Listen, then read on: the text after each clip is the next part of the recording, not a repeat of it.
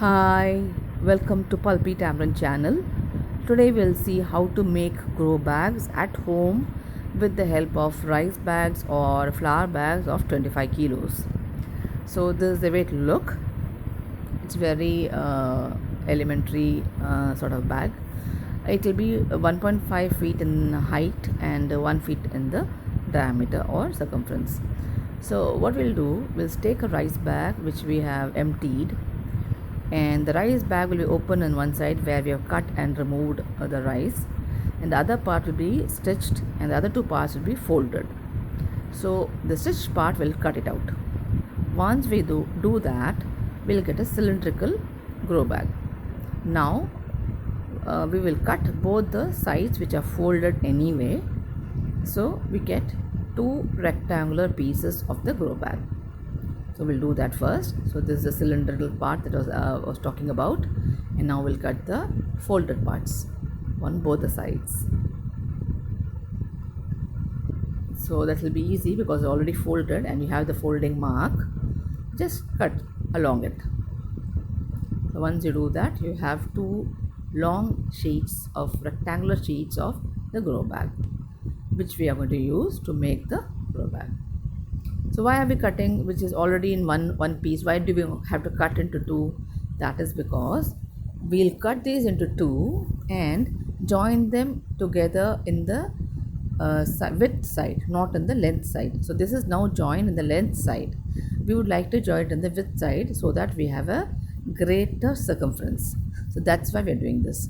So we'll keep the printed parts internally and the plain parts outside and stitch them together with the help of nylon wire using a running stitch and back stitch alternatively. So that will help the thread to the nylon wire to stay put, so it won't just come out. That's why we're going to do both the stitches. So we'll just stitch both the ends together. This is the width side we are joined here, one part of the width side of both the rectangular sheets. The other side will be open. So once we do this, it will form a circular cylindrical shape. We'll get that. So that means we have the length, height will be 1.5 feet, and the circumference or the diameter will be 1 feet. So diameter is 1 feet, circumference again will be that of course will be longer. That's why we get 1 feet of diameter. So this we have done. Once we do this, we'll get a long sheet of the grow bag. So what happens is, to make one grow bag, we need two rice bags.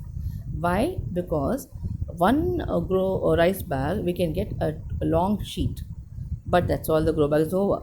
So we need another rice bag to make the bottom sheet, bottom part.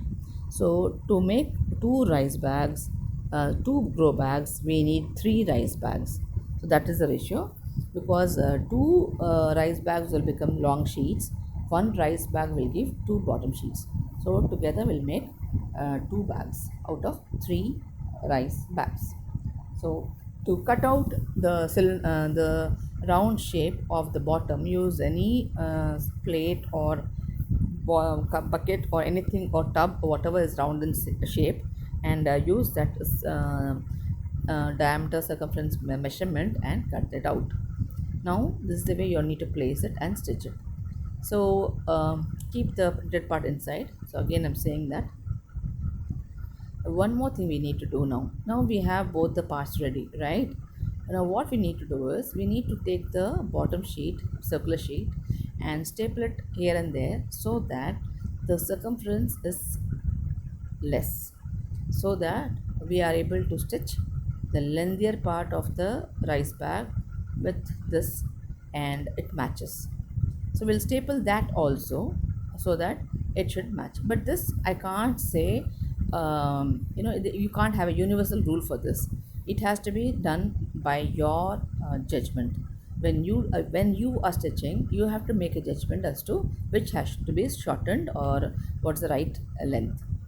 Now we'll make a hole in the center of the circular bottom part so that water can drain once we make it as a planter.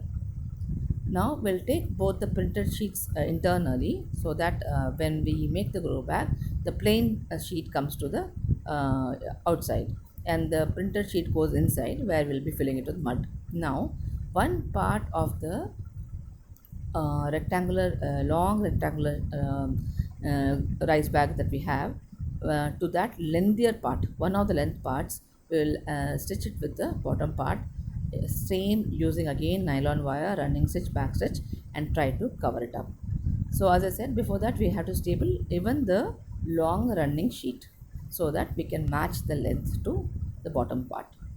And so with doing this, when once we continuously stitch running or back stitch and complete the full circle, the whole bag will become a cylinder shape, and the width part bag, both the ends will be open, and the length part will be totally bound with the bottom.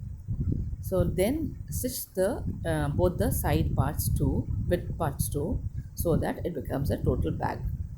And the upper part, which is again the length part, which is being the circumference, you just fold it and either stitch it or staple it so that it gives more strength to the bag, because you will be pulling it up with the upper part, until you placed it in one particular place.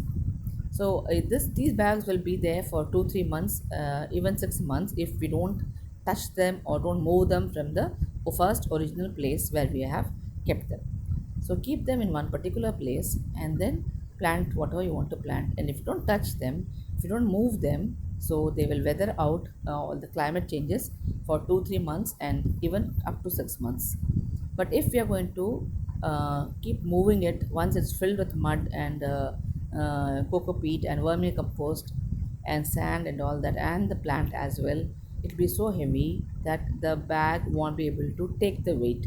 So once we start pulling it here and there and transferring it from one place to other, it will surely start tearing because it's already taking the climate as well.